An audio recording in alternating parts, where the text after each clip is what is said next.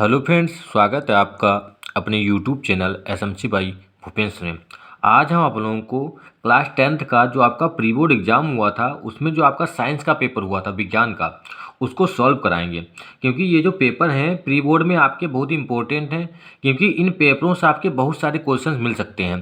क्योंकि ये जो एग्ज़ाम होता है प्री बोर्ड, इसमें जो पेपर होते हैं, इसमें जो क्वेश्चंस आते हैं पूरे सिलेबस से आते हैं और सारे सेलेक्टेड क्वेश्चंस आते हैं जो इम्पोर्टेंट होते हैं आपके बोर्ड एग्ज़ाम के लिए। और आपका फिजिक्स, केमिस्ट्री, बायो में किस प्रकार से क्वेश्चन पूछते हैं वो सारा आपका इसमें पता चल जाता है, किस प्रकार के क्वेश्चन आ रहे हैं और कौन से क्वेश्चन ज़्यादा इम्पोर्टेंट हैं। तो ये है प्री बोर्ड परीक्षा 2024 विज्ञान केवल प्रश्न पत्र। समय होता है आपका 3 घंटा 15 मिनट और कक्षा दिया है 10, क्लास 10th का है ये। पूर्णांक आपको पता है 70 नंबर का होता है, क्योंकि 30 नंबर का आपका प्रैक्टिकल से आपसे नंबर मिलते हैं। निर्देश हैं कि प्रारंभ के 15 मिनट परीक्षार्थियों को प्रश्न पत्र पढ़ने के लिए निर्धारित हैं। जो आपको एग्जाम में, बोर्ड एग्जाम में आपको 15 मिनट मिलते हैं, पहले वो पेपर पढ़ने के लिए होते हैं, उसके बाद आपको सॉल्व करना होता है। नोट दिया है पहला, यह प्रश्न पत्र 2 खंडों में विभाजित है। खंड का एवं खंड खा, जिनमें 3 उपखंड आ, बा एवं सा दिए गए हैं। खंड का में 20 अंकों के बहुकल्पी प्रश्न हैं। आपको पता है कि अब 20 ऑब्जेक्टिव आते हैं, पहले आपके कम आते थे। खंड खा में 50 अंक के वर्णनात्मक प्रश्न हैं। सभी प्रश्न, ये दिया है सभी प्रश्न अनिवार्य हैं। सभी प्रश्नों के निर्धारित अंक उनके सम्मुख दिए गए हैं। पांचवा है, आवश्यकता अनुसार अपने उत्तर की पुष्टि के लिए स्वच्छ नामांकित चित्र तथा रासायनिक समीकरण दीजिए। क्योंकि आपका जो फिजिक्स में आता है या बायो में, वहाँ पे आपको चित्र बनाना होगा और केमिस्ट्री में आपको समीकरण लिखना होगा। तो स्टार्ट करते हैं। पहला ऑब्जेक्टिव क्वेश्चन दिया है, बहुत ही इंपॉर्टेंट क्वेश्चन है ये। दिया है कि सभी प्रश्नों के सही विकल्प चुनकर अपनी उत्तर पुस्तिका पर लिखिए। ये आपको OMR शीट में भरना होगा। पहला प्रश्न है, कांच का अपवर्तनांक अधिकतम होता है। कांच का अपवर्तनांक किस रंग के लिए अधिकतम होता है? लाल रंग के लिए, हरे रंग के लिए, बैंगनी रंग के लिए या पीले रंग के लिए? तो कांच का जो अपवर्तनांक होता है, ये फिजिक्स में बहुत बार आपने पढ़ा होगा कि कांच का अपवर्तनांक जो होता है वो बैंगनी रंग के लिए अधिकतम होता है। अधिकतम मतलब ज़्यादा होता है बैंगनी रंग के लिए। अगला क्वेश्चन दिया है, मनुष्य की आंखें वस्तु का प्रतिबिंब बनाती हैं। मनुष्य की जो आंखें होती हैं वो वस्तु का प्रतिबिंब कहाँ पर बनाती हैं? तो इसमें ऑप्शन दिए हैं, कार्निया पर, आइरिस पर, पुतली पर या रेटिना पर। तो मनुष्य की जो आंखें होती हैं वो वस्तु का प्रतिबिंब कहाँ बनाती हैं? वो बनाती हैं रेटिना पर। रेटिना पर वो प्रतिबिंब बनाती हैं। अगला क्वेश्चन दिया है, चुंबकीय बल रेखाएं, चुंबकीय बल रेखाएं ऑप्शन है सदैव समांतर होती हैं, एक बिंदु पर मिलती हैं, एक दूसरे को कभी नहीं काटती, परस्पर काटती हैं। तो चुंबकीय बल रेखाएं जो होती हैं वो परस्पर समांतर होती हैं। इसमें ऑप्शन ये भी हो सकता है कि एक दूसरे को कभी नहीं काटती हैं, ये भी आपका सही होगा। लेकिन अगर आप इसको लगा दें या इसको लगा, दोनों आपके सही हो जाएंगे। तो चुंबकीय बल रेखाओं के गुण हैं वो आपको सदैव समांतर भी उसमें मिलेगा गुण, और ये कभी भी एक दूसरे को नहीं काटती हैं। अगला दिया है, एक अवतल दर्पण की वक्रता त्रिज्या 20 सेंटीमीटर है, इसकी फोकस दूरी क्या होगी? तो फोकस दूरी बतानी है, इसमें आपका सूत्र लगेगा F बराबर R/2। ये होता है वक्रता त्रिज्या, आपको पता है 20 है, तो 20/2 मतलब 10 आ जाएगा। लेकिन ध्यान यहाँ पे आपको ये रखना है कि अवतल दर्पण जो होता है उसकी फोकस दूरी माइनस की होती है, उत्तल दर्पण के लिए प्लस की होती है। क्योंकि इसमें प्लस का 10 दिया है, आपको जल्दी में ये नहीं लगा देना कि प्लस का 10 सेंटीमीटर। अवतल दर्पण दिया है तो माइनस का 10 सेंटीमीटर, ये वाला आपका सही हो जाएगा, माइनस का 10 सेंटीमीटर। अगला दिया है, विद्युत धारा का मात्रक है। विद्युत धारा का मात्रक कूलाम, एम्पियर, प्रतिरोध या जूल। कूलाम होता है विद्युत आवेश का मात्रक, और एम्पियर क्या होता है? विद्युत धारा का मात्रक होता है एम्पियर, और जूल होता है कार्य का। प्रतिरोध का मात्रक होता है ओम। अगला क्वेश्चन है, और विद्युत धारा को आई से प्रदर्शित करते हैं। विद्युत धारा को आई से प्रदर्शित करते हैं। अगला क्वेश्चन दिया है, वेबर किस राशि का मात्रक है? वेबर जो है वो किस राशि का मात्रक है? चुंबकीय फ्लक्स का, चुंबकीय क्षेत्र की तीव्रता का, विद्युत क्षेत्र की तीव्रता का, या इनमें से कोई नहीं? तो ये होता है चुंबकीय फ्लक्स का मात्रक। चुंबकीय फ्लक्स का मात्रक होता है वेबर। अगला है, प्रकाश का प्रकीर्णन सबसे कम होता है। प्रकाश का प्रकीर्णन जो होता है वो सबसे कम किसके लिए होता है? बैंगनी रंग के लिए, जामुनी रंग का, लाल रंग का, या इनमें से कोई नहीं? तो ये होता है लाल रंग का। प्रकाश का प्रकीर्णन सबसे कम होता है। तो ये 7 क्वेश्चन थे फिजिक्स के। अब 6 क्वेश्चन आपके केमिस्ट्री के आएंगे, उसके बाद बायो के आएंगे 7। तो टोटल आपके हो जाएंगे 20 ऑब्जेक्टिव क्वेश्चन।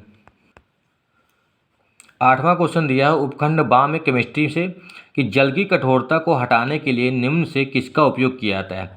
बेकिंग सोडा, धामन सोडा, विरंजक चूर्ण, या प्लास्टर ऑफ पेरिस? ये चारों आपके केमिस्ट्री में बहुत ही इंपॉर्टेंट है। इससे आपका क्वेश्चन लॉन्ग में भी आता है। बेकिंग सोडा, धामन सोडा, विरंजक चूर्ण, या प्लास्टर ऑफ पेरिस? तो इसको जो जल की कठोरता को हटाने के लिए होता है धामन सोडा। श्वेत श्याम फोटोग्राफी में प्रयुक्त होती है। श्वेत श्याम फोटोग्राफी में क्या प्रयुक्त होती है? AgCl, PbNO3 का होल ट्वाइस, FeSO4, या CaCO3? तो इसका प्रयोग होता है AgCl का। AgCl का सिल्वर क्लोराइड का प्रयोग होता है। खाने क्षारीय विलयन का pH मान क्या होता है? क्षारीय विलयन का pH मान होता है 7 से अधिक। 0 नहीं होता है, 7 भी नहीं होता है, ना तो 7 से कम होता है। क्योंकि 7 से अगर कम है तो हो जाता है अम्लीय, अगर 7 है तो उदासीन, और 7 से कम 0 है तो ये भी अम्लीय होगा, और 7 से ज़्यादा है तो क्षारीय होता है। खाने के सोडा का सूत्र क्या होता है? NaCl। NaCl तो नमक होता है, सोडियम क्लोराइड। Na2CO3 ये होता है खाने का सोडा का, ये होता है धामन सोडा। NaHCO3 होता है, NaHCO3 ये होता है खाने का सोडा, और धामन सोडा होता है Na2CO3। अगर जल की कठोरता को हटाने के लिए इसमें अगर ऑप्शन में आपको सूत्र दे दे तो आपको याद होना चाहिए कि धामन सोडा जो होता है उसका सूत्र होता है Na2CO3, और NaOH होता है सोडियम हाइड्रोक्साइड, NaOH होता है ये। अगला क्वेश्चन है 12 नंबर, पीतल है। पीतल क्या है? पीतल धातु है, अधातु है, उपधातु है, या मिश्र धातु? पीतल है धातु। कार्बन की संयुक्ता होती है, कार्बन की संयुक्ता कितनी होती है? 2, 3, 4 या 5? तो कार्बन की संयुक्ता होती है 4, क्योंकि कार्बन का जो परमाणु क्रमांक होता है वो होता है 6। कार्बन का परमाणु क्रमांक होता है 6। तो इसका अगर हम इलेक्ट्रॉनिक विन्यास बनाते हैं तो हो जाएगा 1s2, 2s2, 2p2, क्योंकि 2, 2, 4, 2, 6। लास्ट में जो आए आपके कोष में 2 और 2 4 इलेक्ट्रॉन आए तो इसकी संयुक्ता 4 हो जाती है। ये आपके थे केमिस्ट्री के।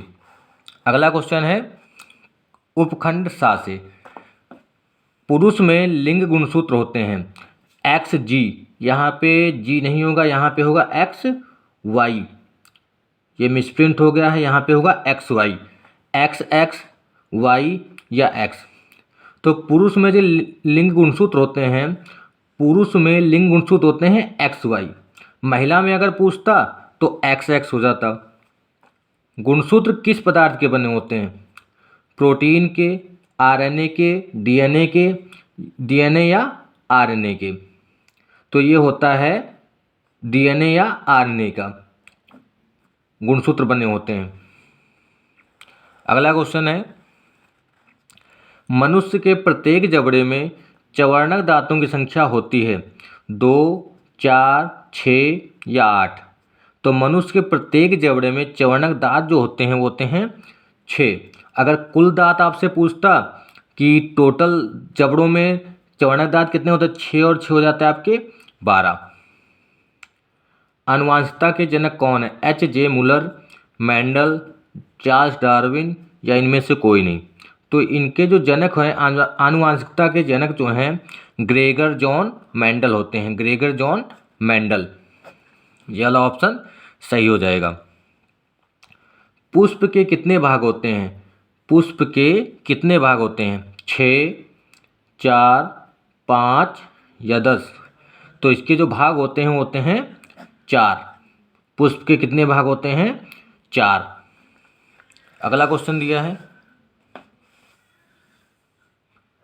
पेड़ पौधे होते हैं, पेड़ पौधे क्या होते हैं? स्वपोषी, परपोषी, आ तथा बा दोनों, या इनमें से कोई नहीं? तो पेड़ पौधे होते हैं स्वपोषी भी होते हैं, और बहुत से पेड़ पौधे जो पेड़ पौधे होते हैं वो परपोषी भी होते हैं। तो इसका ऑप्शन सा सही हो जाए कि आ तथा बा दोनों।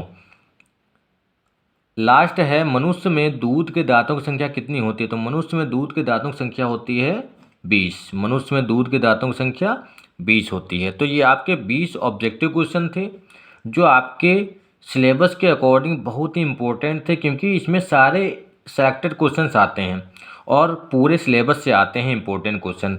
आगे आपका है खंड खा, उसमें से पहला प्रश्न दिया है लघु उत्तरी प्रश्न। फिजिक्स के क्वेश्चन होंगे, मानव नेत्र की संरचना तथा उसके भागों का वर्णन कीजिए। बहुत ही इंपॉर्टेंट है ये, लॉन्ग में आपका क्वेश्चन आ जाता है। फिर ओम का नियम, इसका भी विद्युत परपथ आपको बनाना है। और प्रकाश के परावर्तन के क्या नियम है? 4 नंबर में 3 क्वेश्चन आपसे पूछा गया। और फिर लॉन्ग में आया है 6 नंबर में, किसी प्रिज्म श्वेत प्रकाश के वर्ण विक्षेपण का स्पष्ट रेखा चित्र बनाना है। वर्ण विक्षेपण के बारे में लिखना है और प्रिज्म का चित्र बनाना है और पूरा क्वेश्चन आपको लिखना है। और ये आपके सिलेबस में हटा दिया गया है, लेकिन इन्होंने यहाँ पे दे दिया है, तो इसकी जगह पे कोई न्यूमेरिकल भी आ सकता है आपका, एक लॉन्ग में न्यूमेरिकल या 4 नंबर में से कहीं पे एक न्यूमेरिकल मिल सकता है। और फिर आपका आ जाता है केमिस्ट्री। केमिस्ट्री में दिया है 2-2 नंबर के क्वेश्चन, धामन सोडा बनाने की विधि और 2 उपयोग लिखने हैं। प्रतिस्थापन अभिक्रिया पर टिप्पणी लिखनी है। संक्षारण किसे कहते हैं? धातुओं के संक्षारण रोकने की 2 विधियां। उसके बाद 2 क्वेश्चन आपके आईपीएससी में, या तो आपसे 2 क्वेश्चन बहुकल्पी में आईपीएससी में पूछेगा या अलग से उसमें आंसर लिखने के लिए। और 27 नंबर दिया है लॉन्ग में कि निम्न पर टिप्पणी लिखना है। साबुन की सफाई प्रक्रिया 2 नंबर का, सजातीय श्रेणी और मिश्र धातु। उसके बाद आपका आ जाता है बायो। एक क्वेश्चन इसमें आपका और दिया है, उन तीनों पर टिप्पणी लिखने के बाद या आप अथवा में करके इसको लिख देंगे, एस्ट्रीकण को विस्तार पूर्वक समझाइए। और फिर आपका बायो में दिया है कि ग्रीन हाउस प्रभाव पर एक लेख लिखना है। आनुवंशिकता को परिभाषित कीजिए, इसकी खोज कब और किसने की थी। और मानव जननतंत्र मादा का स्वच्छ नामांकित चित्र बनाइए तथा इसका संक्षिप्त वर्णन कीजिए।